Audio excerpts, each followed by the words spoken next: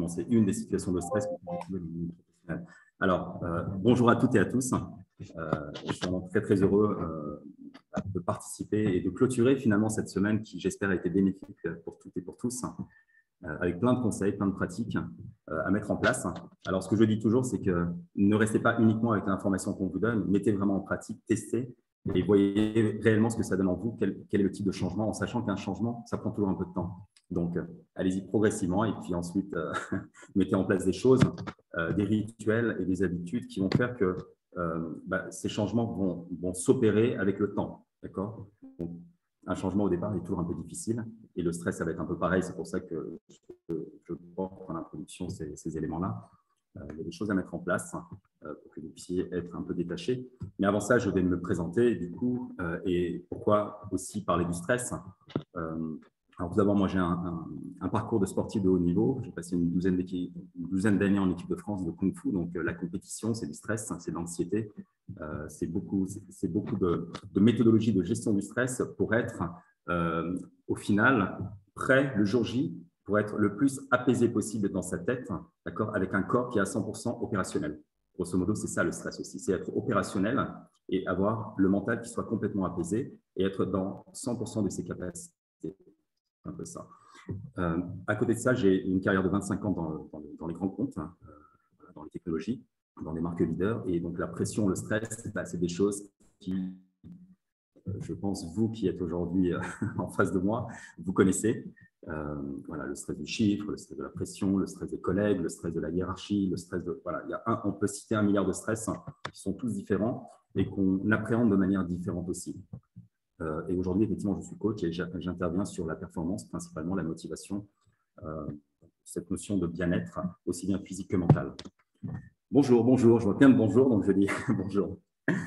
Alors, ce qu'il faut savoir, c'est que le stress, tout d'abord, on ne va pas rentrer forcément dans la définition tout le temps du stress parce que je pense que vous le savez et vous le vivez, ce que c'est. Le stress, souvent, c'est un décalage entre la réalité et puis ce qu'on vit, la perception que nous avons de cette réalité.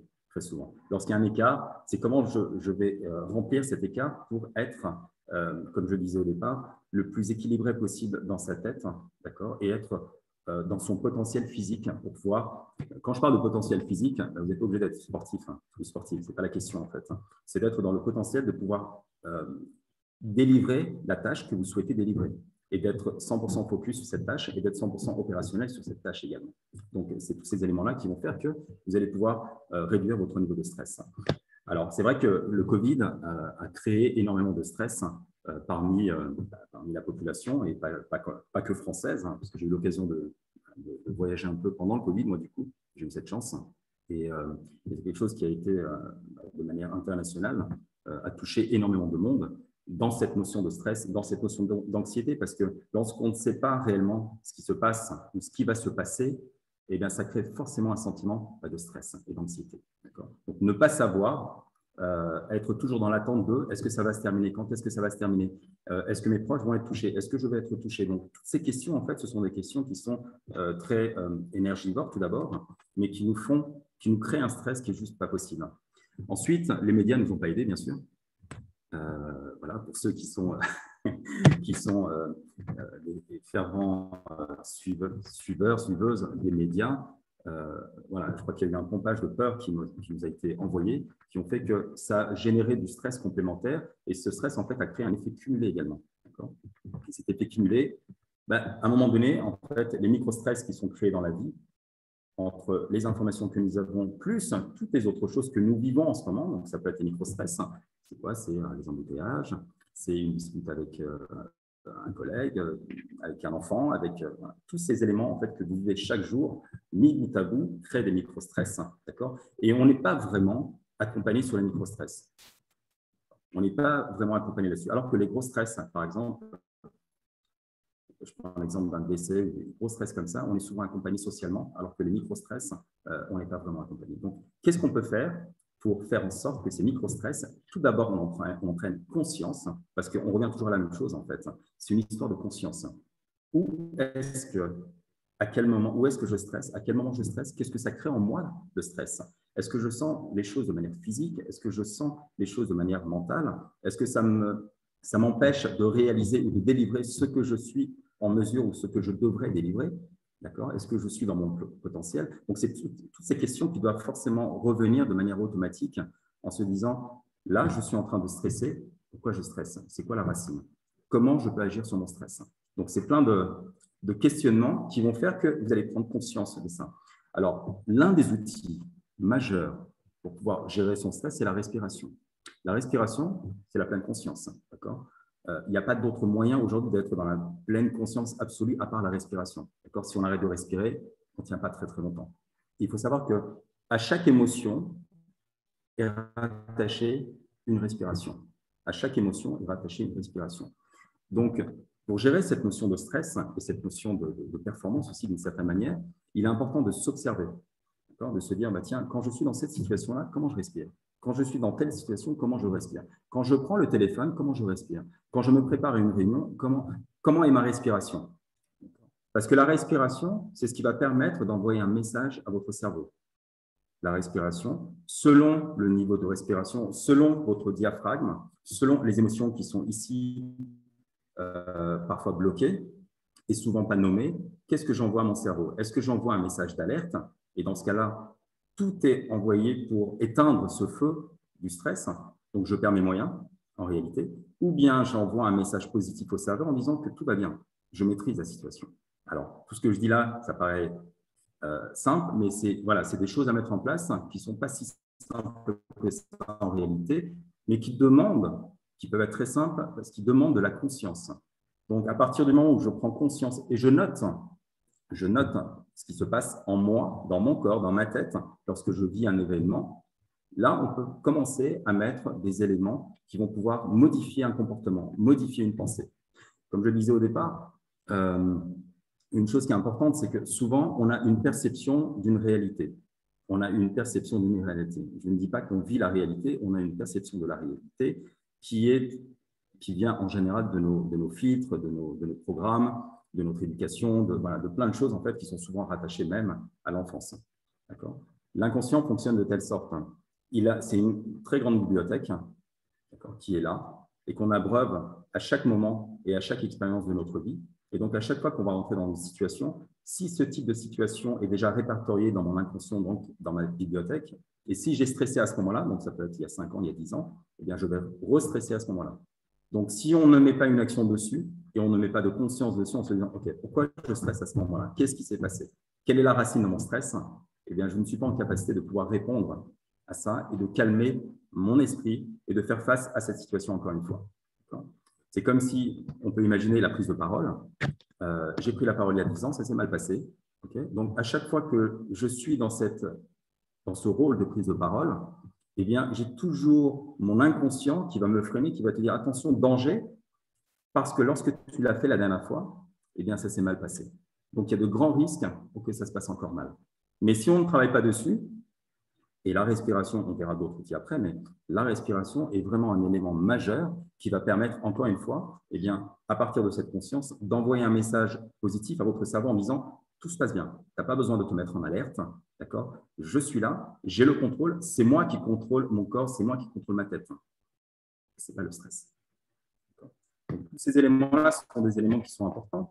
Il y a d'autres choses également qui sont importantes. Je crois que d'une certaine manière, on a perdu un petit peu l'habitude des situations d'inconfort. Donc, ce qui crée encore du stress. Une situation d'inconfort, parce que là, on a, je pense, beaucoup d'entrepreneurs, beaucoup de personnes qui sont dans le business. Je reçois un mail, eh bien, je me sens obligé d'y répondre dans les 5 minutes. Parce qu'aujourd'hui, on me donne. Et donc, ça crée un stress. Alors qu'il n'y a pas vraiment une obligation. Il y a il y a une manière de faire, une manière de hiérarchiser les obligations et les impératifs.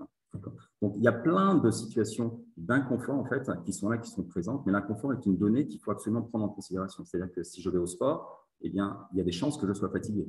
Il y a des chances que je stresse mon corps. Si je vais en entreprise travailler, il y a des chances que j'ai de la pression, que j'ai des deadlines. Donc, tous ces éléments-là. Donc, ce sont des éléments qui sont à considérer et à prendre en compte.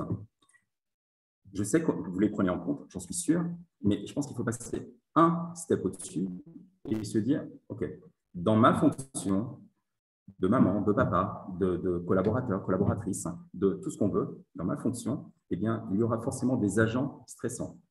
Si je prends conscience de ces agents stressants et que je les intègre, je les conscientise, je les comprends, eh bien, ces agents stressants vont tout de suite prendre une autre mesure, une autre forme. Et vous allez pouvoir vous lâcher par rapport à ça. Si vous avez une émotion, c'est comment je nomme cette émotion, par exemple. Je sens quelque chose, là, je sens il y a un truc, c'est quoi? C'est de la tristesse, c'est de la colère, qu'est-ce qui se passe en fait à ce moment-là?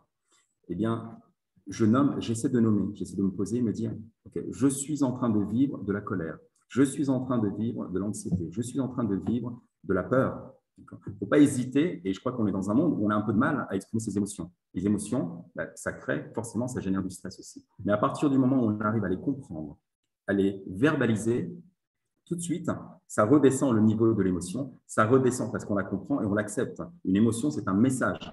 Ce n'est pas quelque chose qui vient nous brouiller, c'est un message qui nous est envoyé parce qu'une situation est arrivée sous forme d'alerte.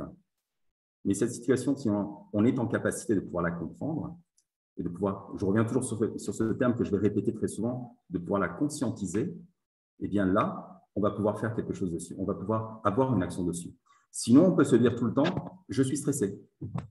Je suis stressé, c'est stressant. Oui, ok, mais c'est quoi le stress en fait? Qu'est-ce qui te stresse en réalité? Qu'est-ce qui te stresse dans ta journée? Qu'est-ce qui te stresse dans ton travail? Qu'est-ce qui te stresse dans ton quotidien parmi tes tâches? Est-ce que peut-être que tu ne sais pas mettre aujourd'hui des priorités? Peut-être que ta journée, elle n'est pas si bien gérée que ça. Peut-être que tu dois prendre un certain recul. Peut-être que ce que tu fais n'est pas forcément en ligne avec ton job description. Enfin, on peut imaginer plein de choses dans une journée. Mais ça, c'est vous qui vous écoutez. Donc, vous savez aujourd'hui ce qui vous stresse. Donc, à partir du moment où on détecte les agents stressants, c'est de se dire comment j'interviens sur ce stress.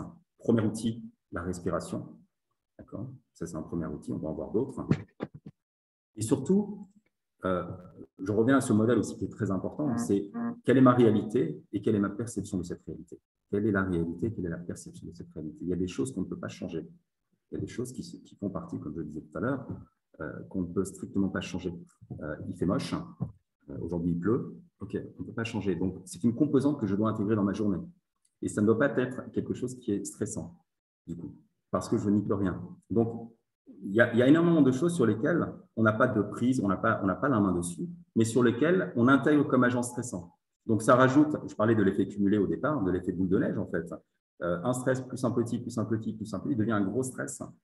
Donc, c'est comment je peux faire en sorte en fait d'aller dans l'autre sens de cet effet cumulé, d'accord, et de me dire, bah, tiens, j'enlève ça, j'enlève ça, j'enlève ça, parce que de toutes les façons, je n'ai pas de prise par rapport à ces événements. Je n'ai pas de prise par rapport à ce que je vis là.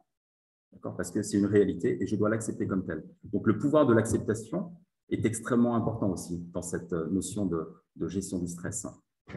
Comment j'accepte ma réalité? Comment j'accepte mon quotidien? Comment j'accepte ma situation? Comment j'accepte? Voilà, toutes ces questions-là sont des questions importantes qui sont un peu introspectives aussi parce qu'à chaque acceptation, c'est une manière également de mieux se comprendre, de mieux se connaître, de mieux gagner en estime de soi, en confiance en soi. Pour rappel, l'estime de soi, c'est l'image que nous avons de nous-mêmes, c'est l'amour que nous avons de nous-mêmes et la confiance que nous avons de nous-mêmes. Donc, c'est 3 éléments. D'accord? Donc, à partir du moment où je suis en capacité d'avoir une bonne image de moi dans ce que je fais, de m'aimer avec mes défauts, mes qualités, etc., et d'avoir confiance en moi dans différents types de situations. Et la confiance, c'est de l'action. À chaque fois que vous allez rentrer dans l'action, parce que vous avez toujours un peu de stress, mais à chaque fois que vous allez rentrer dans l'action et vous allez dépasser votre zone de confort, vous allez vous rendre compte que eh bien, ça devient de plus en plus facile, de plus en plus accessible. Vous avez beaucoup moins de stress parce que l'habitude va créer cet espace où le stress va progressivement se dissiper. Donc, il est très important, et je vais revenir un petit peu à la base, de bien se connaître, de connaître ses qualités, ses compétences, de connaître ses expertises, de bien se connaître au fond, pour pouvoir se reposer à chaque fois que vous êtes dans une situation stressante en disant « je suis capable ». Ça ne me stresse pas parce que ça fait partie de mes cordes, ça fait partie de mes fonctions. Je maîtrise. Souvent, on s'oublie en fait. Et le fait de s'oublier, ça crée un stress, forcément. Le fait de se dire « je ne suis pas capable, je pense que je ne suis pas assez de quelque chose », ça crée systématiquement et automatiquement un stress. Donc, une des clés, c'est la compréhension de soi, c'est l'apprentissage de soi, c'est de savoir quel est mon fonctionnement. Et pour la meilleure personne qui puisse répondre à ça, c'est vous. Comment je me comporte face à telle ou telle situation. D'accord ? C'est de l'observation en réalité. C'est de se dire, bah, tiens, aujourd'hui, je vais prendre un cahier et de ce cahier-là, je vais tout noter de ce qui se passe dans ma journée. J'ouvre les yeux le matin, et bien je note tout ce qui se passe dans ma journée et j'essaie de voir dans cette journée, en fait, quels sont les éléments où j'ai stressé. Pourquoi j'ai stressé? Qu'est-ce qui a fait que j'ai stressé? D'accord? Qu'est-ce que je peux mettre en place maintenant qui va faire que bah, cet élément-là, je vais changer ma manière de percevoir cette réalité-là. Parce que dans la vie, vous l'aurez. L'action, elle est là. Ça ne changera pas. Vous avez une réunion, la réunion ne changera pas. D'accord? Vous pouvez stresser tant que vous voulez, la réunion, elle sera là. Vous devez présenter des chiffres, ben, voilà, vous aurez ce truc. Par contre, si vous n'en faites pas une montagne et que vous vous préparez à ça, que vous redescendez un petit peu vos émotions, là je repasse à la notion de respiration, par exemple. On fait un set de respiration. Pour enlever le stress, le meilleur outil, et c'est un outil qui est scientifiquement aujourd'hui prouvé par les neuroscientifiques, donc, c'est l'expire. C'est une courte inspire et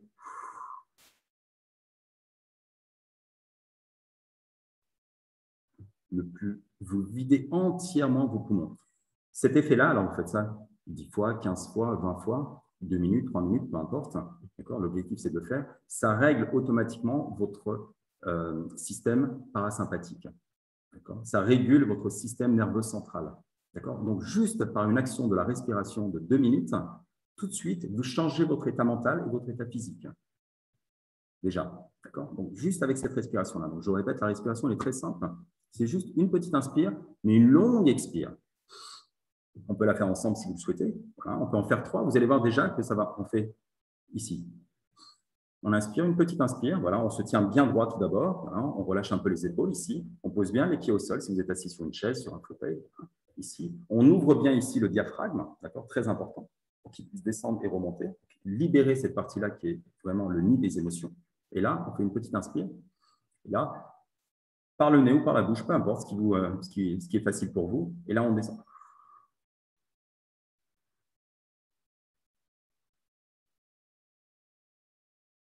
On reprend une toute petite inspire.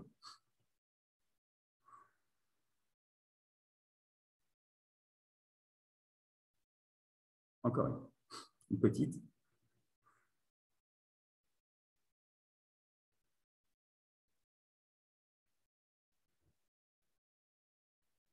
Et là, déjà, on sent en fait qu'on est normalement, c'est à vous de me dire, beaucoup plus calme. Déjà, en 3 respirations, on sent que tout de suite, en fait, on a changé notre système. Et la respiration est vraiment un outil que je vous invite à conscientiser de plus en plus. Si vous pouviez, on fait à peu près entre 15 et 20 000 respirations par jour, c'est la moyenne. Si vous pouviez prendre ne serait-ce que 0,5% de ces 20 000, ce qui ne fait pas grand-chose en réalité, ça fait que 100 respirations conscientes. Vous prenez le métro, hop, je prends une respiration. Vous voulez prendre un verre d'eau, hop, je prends 3 respirations, je bois et je prends 3 respirations. Donc, un cumul de respirations va faire que vous allez vous sentir beaucoup plus léger, et vous allez surtout alléger votre charge mentale, avant de commencer quelque chose. Et surtout, c'est de le mettre en automatique. On parle de pilotage automatique très souvent. Ce qui se passe, c'est que dans ce pilotage automatique, il y a beaucoup d'agents stressants parce qu'on ne réfléchit pas à ce qu'on fait. Ça fait partie de notre quotidien et c'est comme ça. Et c'est normal que je stresse là, c'est normal que je fasse ça. Mais vous avez la main, c'est vous le commandant de bord. Vous avez la main dans ce pilotage automatique de changer complètement ce qu'il y a dedans. Et pour ça, c'est de créer de nouvelles habitudes. C'est de créer des rituels. C'est de faire en sorte d'avoir de nouvelles pratiques qui vont être beaucoup plus énergisantes et beaucoup plus, ça va être des ressources pour vous. Alors que de l'autre côté, vous savez, si on ne change pas notre angle de vue par rapport à certaines situations, on reste toujours sur le même chemin. C'est comme si on avait nos œillères. Alors que si on décide simplement de changer d'1 millimètre, de créer un nouveau rituel, de mettre une autre habitude en place, de quelque chose que nous faisons pour s'améliorer, pour avancer, pour performer, eh bien là, tout de suite, vous allez voir que des choses vont changer dans votre vie. Vous allez avoir une perception du stress et de la vie qui va être complètement différente. Donc, c'est des petits arrangements comme ça qui sont parfois importants. Et lorsqu'on parle de stress, on parle aussi beaucoup d'énergie. Aujourd'hui, si on n'a pas d'énergie, et je pense que le Covid nous a appris d'autant plus ça, si on n'a pas d'énergie, si on ne cultive pas cette notion d'énergie, eh bien, on cultive du stress parce que on ne se sent pas assez bien, on est complètement renfermé sur nous. On a du mal, en fait, et on n'a pas la force, ni physique ni mentale, de pouvoir créer quoi que ce soit. Donc, cette notion d'énergie, vous changez votre énergie, vous changez votre vie systématiquement. Ce qu'il faut savoir, c'est que dans la notion d'énergie, l'énergie, c'est une jauge que vous allez remplir à force d'être dans l'action. Les mini-actions vont remplir votre jauge d'énergie à chaque fois. Et comme imaginez, pour ceux qui font du sport, vous êtes très fatigué, vous vous dites, tiens, est-ce que je vais au sport ou pas, parce que je suis vraiment fatigué. Vous vous rendrez compte qu'après votre séance de sport, vous avez beaucoup plus la pêche, vous avez beaucoup plus d'énergie qu'avant, où vous posiez la question, en fait. Pourquoi? Parce que le fait de bouger son corps, quand je vous invite vraiment à bouger votre corps, vous n'avez pas besoin de faire des choses de dingue, juste marcher, aller un peu dans la nature, faire des choses qui bougent votre corps. Nous sommes des animaux sociaux, mais nous sommes aussi des personnes qui ne sont pas faites pour être assis dans un bureau. D'accord? On est là, on a besoin vraiment pour enlever ce stress physique et mental, du coup, de bouger. Et de remplir cette jauge d'énergie. Vous êtes au bureau, et bien toutes les 90 minutes, c'est à peu près le temps que nous valident les neuroscientifiques de concentration complète. Donc, au lieu d'être stressé à travailler, je viens de passer 4 heures, je suis complètement éteint, je suis complètement déchargé. J'ai besoin de recharger mes batteries et je ne peux pas, je n'y arrive pas, je n'ai pas le temps. Et vous voyez l'effet cumulé encore que vous êtes en train de vous mettre comme charge mentale. Donc, au lieu de se dire ça, je me dis, OK, je prends des blocs de 90 minutes. Je travaille 90 minutes. 90 minutes sur un projet qui est important pour moi. Après 90 minutes, je prends 5 minutes. Je me pose, je respire, je défocus. Je ne saute pas sur mon téléphone directement. Je prends l'air, je marche, je respire, je regarde un peu ce qui se passe autour de moi. Si vous avez de la verdure, c'est top. Vous ouvrez, vous respirez, vous étirez. Faites bouger votre corps.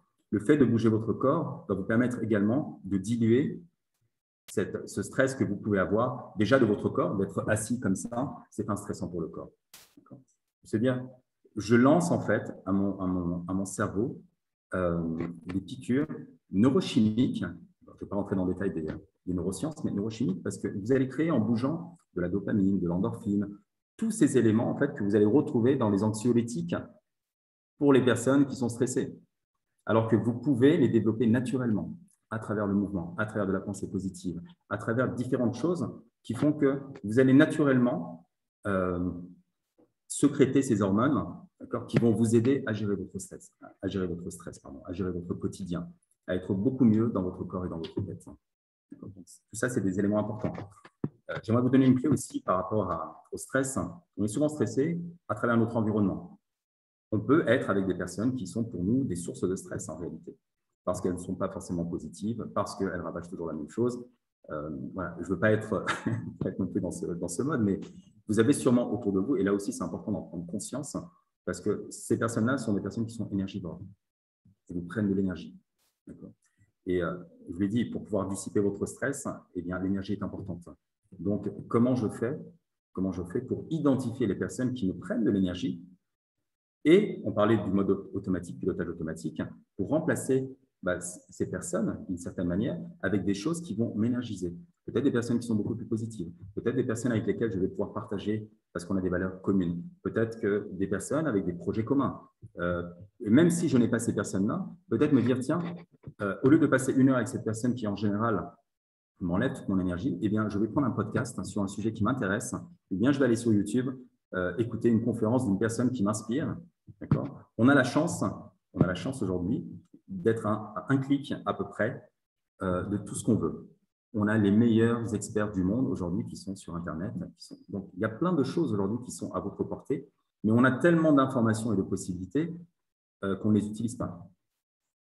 Donc, cette notion vraiment d'environnement, de faire une espèce de social détox, est extrêmement importante pour la gestion de votre stress.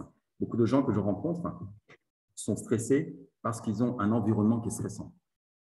Donc, là aussi, pareil, on revient à cette notion de conscientisation.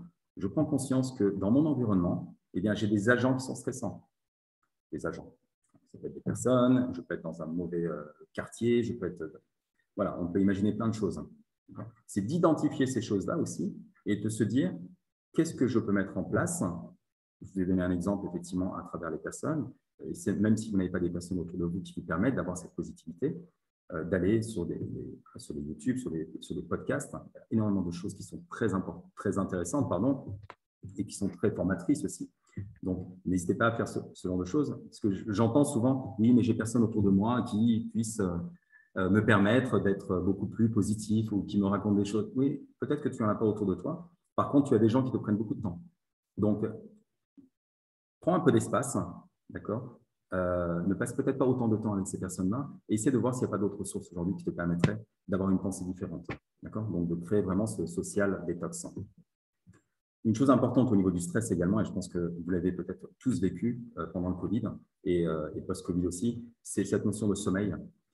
Comme on était tous confinés, on était enfermés, ça aussi c'est une notion qui va toucher directement les agents stressants. C'est vraiment de faire attention à son sommeil. C'est vraiment de faire attention à son sommeil. On a perdu à peu près, je crois, une demi-heure ou 45 minutes, voire une heure par rapport à il y a quelques années, parce qu'aujourd'hui, on a des Netflix, on a plein de choses, plein d'outils technologiques, et tout est fait pour nous attirer vers ça, sauf que nous avons tous besoin, neurologiquement et physiquement, de pouvoir nous reconstruire, et la seule manière de nous reconstruire, eh bien, c'est de dormir et d'avoir un sommeil profond. Pour vous donner quelques éléments là-dessus, le sommeil doit vraiment être quelque chose qui doit être ritualisé. Ritualisé, je m'explique. D'abord, il faut savoir que la dopamine, ou le sommeil profond, c'est vraiment entre après 22 heures et 2 heures du matin. Donc, si vous vous couchez à minuit, déjà, vous ratez une grande partie de la dopamine qui va être un peu votre vitamine pour gérer ensuite le reste de votre journée. Et de rentrer dans ce sommeil profond qui va faire que votre corps et votre tête va être stressés. Si vous arrivez à avoir cette sécrétion de dopamine, de mélatonine, de mélatonine, eh bien, vous allez reconstruire vos tissus, vous allez reconstruire tout ce que vous avez pu engranger de votre journée. Vous allez être beaucoup plus focus la journée d'après, beaucoup plus positif, beaucoup plus dynamique, donc beaucoup plus énergique. Donc, il y a plein de choses en fait qui sont rattachées automatiquement au sommeil, à la qualité du sommeil. Et vous savez très bien que lorsqu'on dort mal, en général, le lendemain matin, c'est un peu compliqué. Je pense que vous êtes d'accord avec ça. Donc, c'est comment je mets en fait un rituel en place. Je sors par exemple la télévision déjà de la chambre. Il y a plein d'outils comme ça. Enfin, d'outils, ce n'est pas vraiment des outils, c'est entre guillemets des évidences, mais sortons tout ce qui est technologique de nos chambres. La chambre doit être faite pour dormir. C'est vraiment ça doit être un rituel. C'est un sanctuaire pour se régénérer. On peut commencer à baisser les lumières aussi. Sur la fin de la journée, à partir de 20 heures, commence à baisser un tout petit peu, avoir une lumière tamisée. C'est ce qui va nous permettre en fait d'envoyer un message au cerveau aussi en nous disant que tu es sur le chemin du sommeil. Ensuite, autre chose qui est extrêmement important, c'est le lendemain matin. Au matin, exposez-vous systématiquement, ouvrez votre fenêtre et regardez le ciel. Le fait de regarder le ciel, et non pas des lumières ou le smartphone, ne commencez pas par votre smartphone tout de suite. Je sais que c'est tentant. Regardez, voilà, ouvrez et regardez le ciel. Là aussi, c'est des choses, c'est des études qui sont aujourd'hui prouvées neuroscientifiquement. Le fait de regarder le ciel, qu'il soit couvert ou pas couvert, peu importe, envoie un message à votre cerveau qui indique au cerveau que ça y est, la journée peut commencer.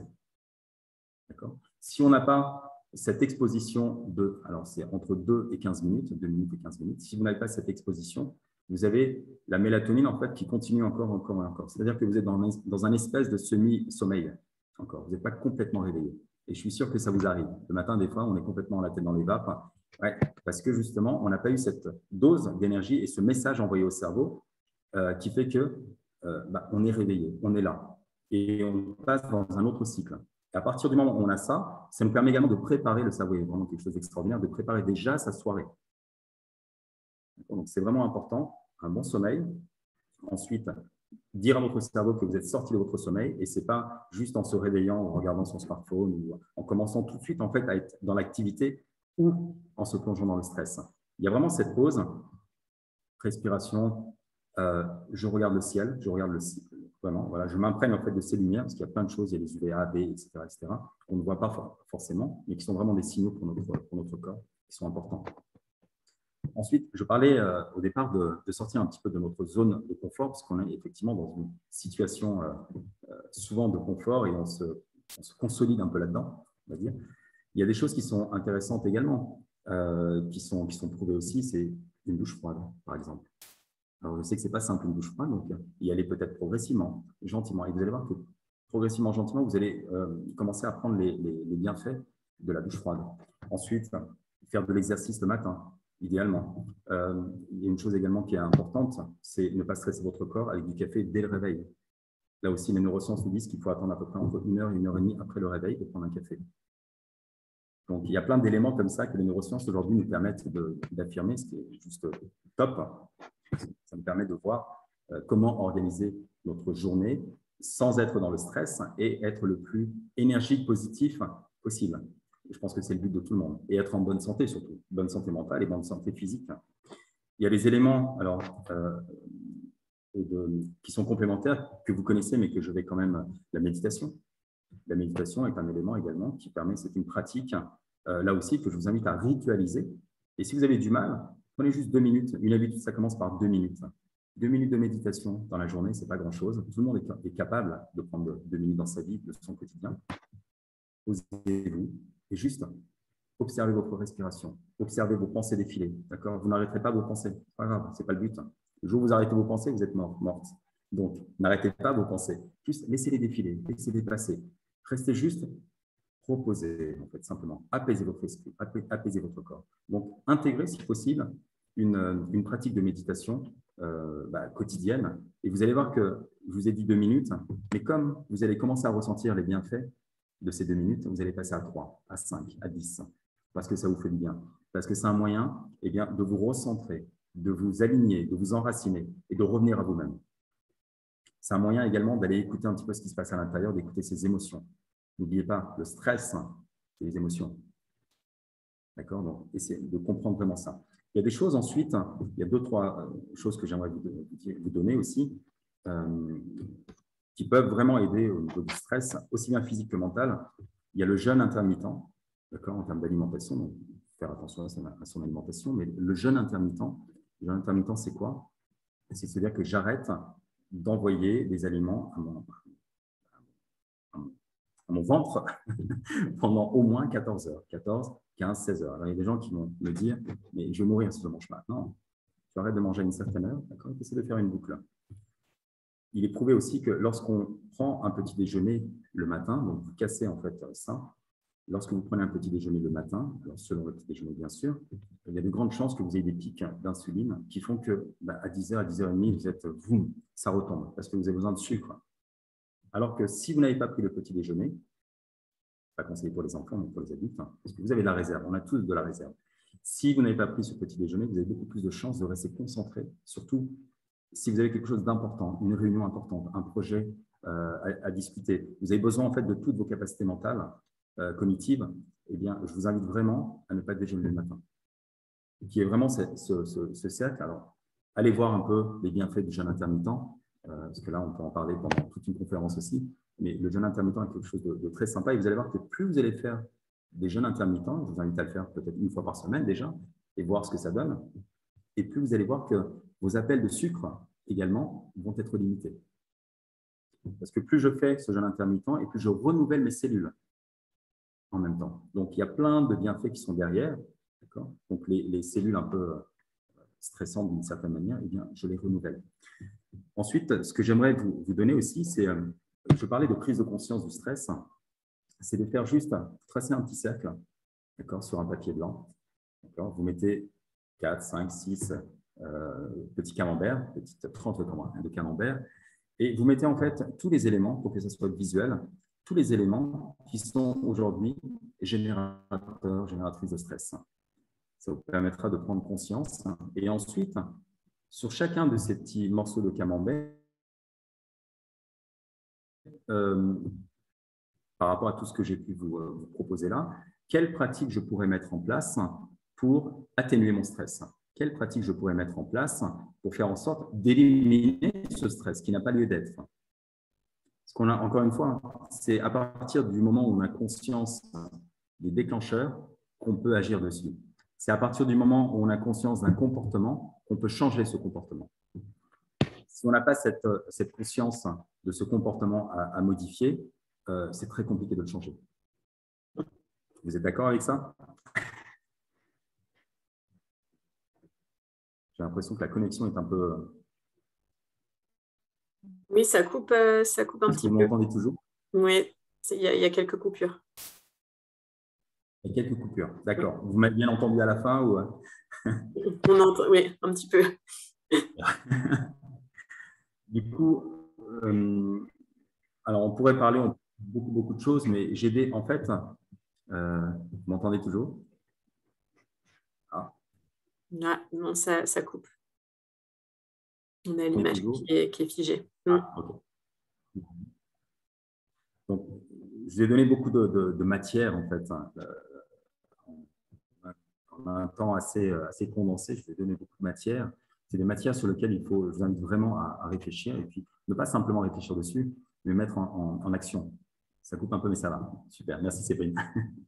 Mais de mettre vraiment en application. Ça revient à ce que je disais au départ, c'est que si vous prenez l'information et que vous ne pratiquez pas, c'est compliqué. C'est comme si on vous disait, bah, le yoga, c'est bien. Ouais, ok, c'est bien, mais c'est mieux si vous pratiquez le yoga.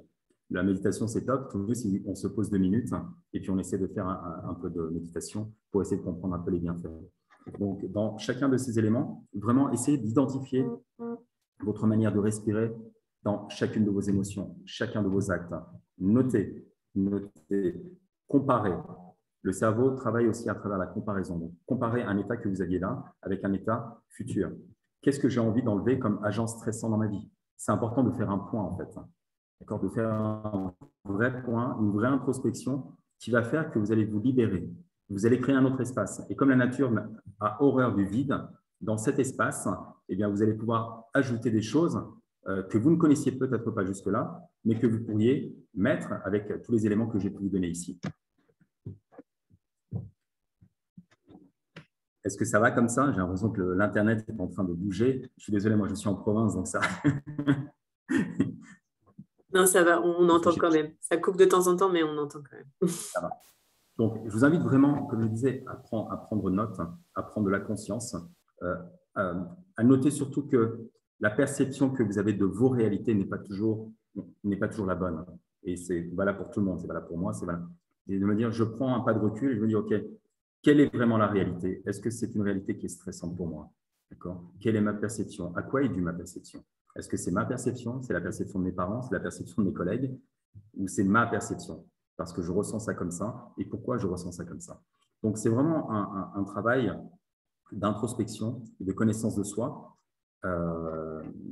Et j'ai vraiment voulu rentrer en fait dans ce mode de webinaire parce que j'aurais pu vous dire effectivement, gérer le stress, c'est simple, voici 5 outils, boum, boum, boum, allez-y. Mais je pense qu'il est important de se connaître pour gérer son stress. Il est important de se reposer sur ce qu'on appelle les raisons d'être, vos raisons d'être, toutes vos réussites, d'accord, pour ne pas stresser dans les futures actions que vous allez entreprendre. Il est important de comprendre quelles sont vos qualités, quelles sont vos compétences, quelle est votre expertise, ce que je disais un petit peu au départ, d'accord, pour pouvoir vous reposer dessus et vous dire que vous êtes légitime, pour pouvoir prendre confiance. Souvent, ce qui nous stresse aussi, c'est le manque de confiance, parce qu'on se dit qu'on n'est pas capable, on se dit qu'on n'est pas assez. Donc, éliminer ce manque de confiance, ou bien encore un stress qui est énorme en entreprise, c'est le syndrome de l'imposteur. C'est de se dire, je ne suis pas à la bonne place. Quelqu'un va débarquer d'une minute à l'autre pour me dénoncer. Alors que le syndrome de l'imposteur, si vous êtes en capacité, en connaissance et en conscience de vos qualités, de votre compétence, tout de suite, vous l'effacez en fait, vous le pulvérisez. Et si vous êtes à votre place aujourd'hui, il n'y a pas de raison d'avoir le syndrome de l'imposteur parce qu'une entreprise ne met pas n'importe qui à n'importe quel endroit. C'est que vous avez les capacités. Donc, arrêtez de stresser parce que ça prend 50% de votre bande passante, ce syndrome de l'imposteur, pour ceux qui l'ont vécu ou qui pourraient l'avoir, à qui ça parle en tous les cas. Se dire simplement, je ne suis pas légitime dans ce que je fais. Je ne suis pas légitime dans la place que j'ai. Je ne suis pas légitime. Donc, tous ces questionnements, en fait, c'est des schémas mentaux, c'est du ruminage. Et plus on rumine, et puis on crée du stress. Donc, c'est vraiment, si je dois résumer, c'est apprenez à mieux vous connaître, posez-vous des questions, soyez plus en conscience. C'est les autres qui peuvent me stresser. Ben voilà. C'est pour ça que c'est la social détox, c'est important. Donc, s'écarter du stress, en fait. Faire une social détox, c'est-à-dire, OK, qu'est-ce qui aujourd'hui me stresse? Quels sont les agents qui sont des déclencheurs de stress? Est-ce que c'est mes collègues? Est-ce que c'est ma famille? Est-ce que c'est, j'en sais rien, mon environnement? Essayer de tout prendre, de noter, et puis de dire qu'est-ce que je peux faire moi en conscience pour pouvoir régler ça. Est-ce que je peux prendre de la distance? D'accord? Est-ce que je peux m'écarter? Et si je prends, est-ce que je peux prendre un espace? D'accord? Et qu'est-ce que je mets dans cet espace? C'est ce que disait la personne qui vient, je n'ai plus le nom parce que le popote a disparu, mais donc on élimine le négatif et on garde le positif. Et oui, si on peut faire ça, c'est topissime, exactement. Si on peut éliminer tous les agents négatifs aujourd'hui qui vous empêchent d'être qui vous êtes, eh bien, vous laissez de la place en fait à une nouvelle personne, une nouvelle identité. En fait, vous allez incarner une nouvelle identité qui va être beaucoup plus authentique et beaucoup plus entière aussi. Parce que souvent, ce qui se passe et ce qui nous stresse, c'est les masques qu'on porte. On porte des masques pour pouvoir incarner en fait ce qu'on demande, ce que demande l'autre, ce que demande notre environnement aujourd'hui de nous. D'accord?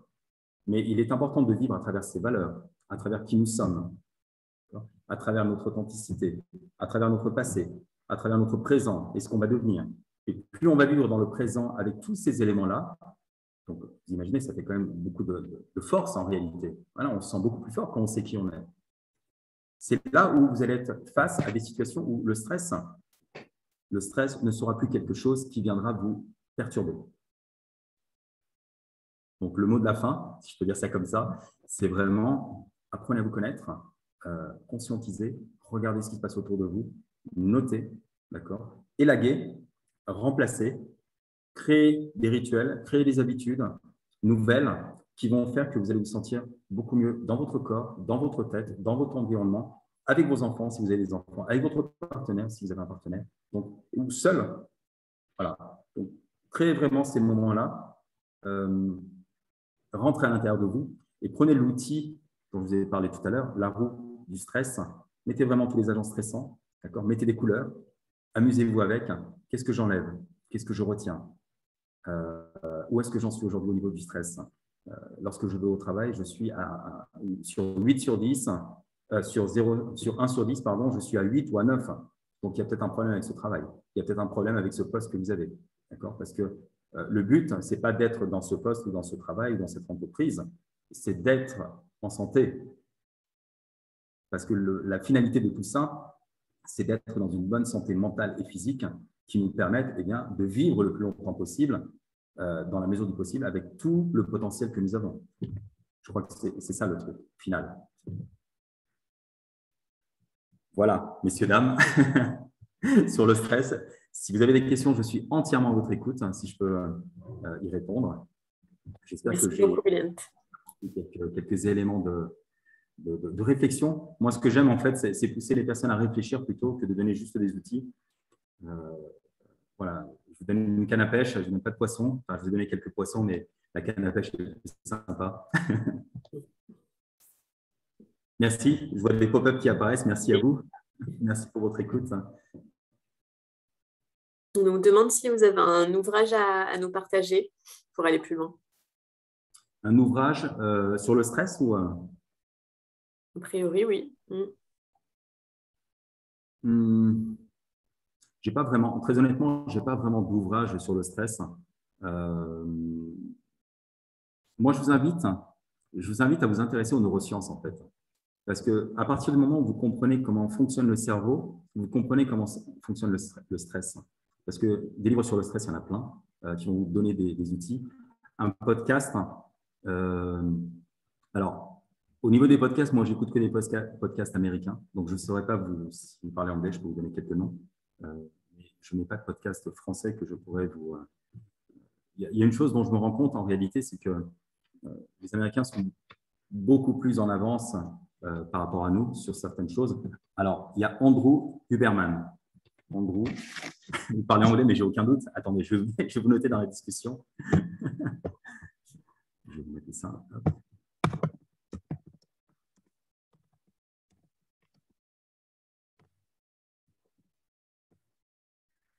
Il a un podcast, il est sur YouTube. C'est un neuroscientifique de Stanford. Il est brillant. Et il vous donnera exactement, il vous donnera plein de, voilà, d'éléments, de réponses surtout à vos questions qui seront beaucoup plus poussées. Vous allez retrouver des choses que je viens de vous dire aussi, mais vous allez avoir plein de choses, plein d'éléments complémentaires qui pourront sûrement vous aider à être la personne authentique que vous avez décidé d'être et pas que les autres ont décidé d'être, parce que ça, c'est un stress. C'est ça. Merci beaucoup. Donc, si vous avez des questions, je suis à votre écoute. Oui, n'hésitez pas. N'hésitez pas, avec plaisir.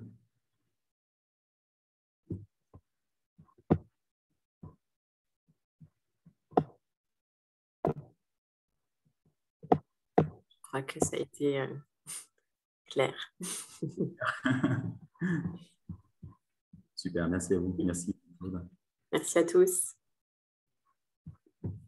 Bah, du coup, si c'est clair, tellement de choses. Oui, bien sûr, oui. Le replay sera disponible, aucun souci. D'ici peut-être aujourd'hui ou au plus tard lundi. Bah, merci à Multibureau, à Laura pour tous ces éléments et ces possibilités qu'elle nous offre. Voilà, c'est vraiment des choses qui sont très puissantes. Donc, intégrez-les encore une fois et mettez-les dans votre quotidien. Pour chaque alors j'ai juste une... Alors, pour chaque point de stress, souvent, c'est énormément d'efforts et de travail à faire. Le truc, en fait, c'est que pour chaque point, effectivement, c'est du travail. Mais une fois que vous avez fait ce travail, vous n'avez plus besoin de revenir dessus. Gestion du temps, exactement. La gestion du temps est extrêmement importante aussi dans votre quotidien. Votre quotidien, essayez dans la mesure du possible, bien sûr, ça peut déraper, mais de gérer votre quotidien, de ne pas vous laisser emporter. Moi, par exemple, je vais répondre à mes mails à un certain moment. D'accord ? Je ne suis pas en mode réactif. Parce que le mode réactif, en fait, c'est un mode stressant. Parce que je me sens obligé de répondre. Alors que si je mets en place le fait que, par exemple, je réponds mes mails entre 10h et 11h chaque jour, et l'après-midi aussi pareil, entre 15 et 16h, moi, je n'ai plus à penser à ça. Mes notifications, je n'ai pas de notifications. Je travaille, je mets en mode, comment on appelle ça, airplane. D'avion. En mode avion. En mode avion. Donc, j'essaie vraiment de faire en sorte, en fait, quand je dois être concentré, pour éviter d'être stressé dans ce que je dois faire, et surtout de sortir de ma concentration, j'enlève tous les agents qui peuvent éventuellement être sujets à stress. Merci beaucoup. Merci à tous. Merci, Bulent. Je pense que... Merci en tout cas d'avoir été parmi nous pour cette clôture de la semaine Smile at Work. On était ravis en tout cas. Ravi de participer également. À très bientôt. À très bientôt et une très bonne fin de semaine à tous. Merci beaucoup. Merci. Au revoir. Et pas de stress.